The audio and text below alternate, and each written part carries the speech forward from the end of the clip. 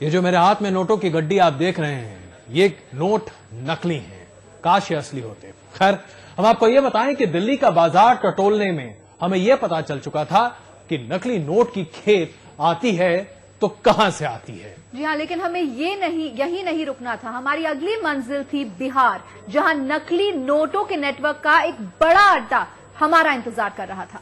हमें मालूम था कि अगर इस काले कारोबार के बड़े सौदागर तक हमें पहुंचना है तो हमें बिहार के कटिहार शहर पहुंचना होगा। हमारी टीम दिल्ली से रवाना हो गई, पहुंची कटिहार। वहां क्या पाया, देखिए हमारे इस ऑपरेशन रावण में।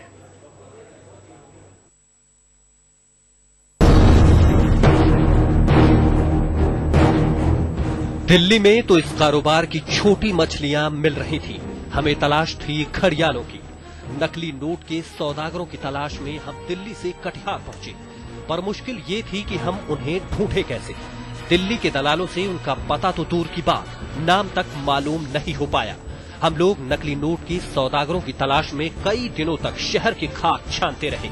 फिर सुराग मिला दिलीप नाम के इस शख्स का। हमारे एक परिचित ने हमें दिलीप से मिलवाया था। बातचीत के दौरान एहसास हुआ कि दिलीप को हम पर शक है। वो हम पर भरोसा नहीं कर पा रहा था।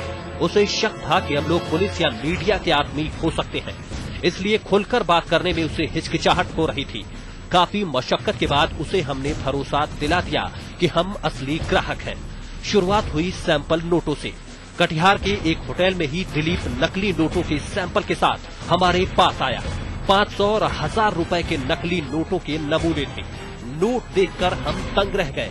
असल और नकल में फर्क बेहद मामूली था। दिलीप का दावा था कि इन्हें बाजार में चलाने में कभी कोई दिक्कत नहीं होगी। सौ का नहीं लगता है, सौ का नहीं होगा, ये है ये होगा 100 का भी हो तो 100 तो बहुत आदमी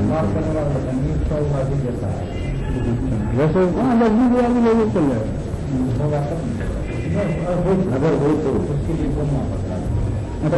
अभी आपने पाई 1000 1000 और ठीक है।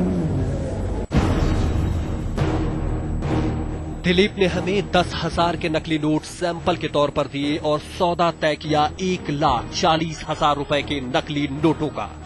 रेट तय हुए 70 का 100, यानी 70,000 के असली नोटों के बदले 1 लाख के नकली नोट। इस रकम में दिलीप का 10,000 का कमीशन भी शामिल था, पर हमें तो पहुंचना था इस धंधे के असली खिलाड़ी तक।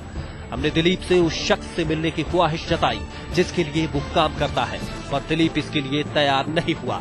उसने बताया कि वो नए ग्राहकों से नहीं मिलता।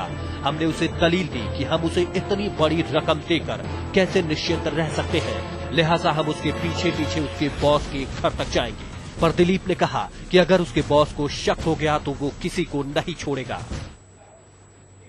तो ये बिग बॉस कितना खतरनाक है, इसका अंदाजा आप इसी बात से लगा सकते हैं कि दिलीप को बिल्कुल ही उसके अंदर से इच्छा नहीं थी कि वो किसी भी तरीके से हमें उससे मिलवाए।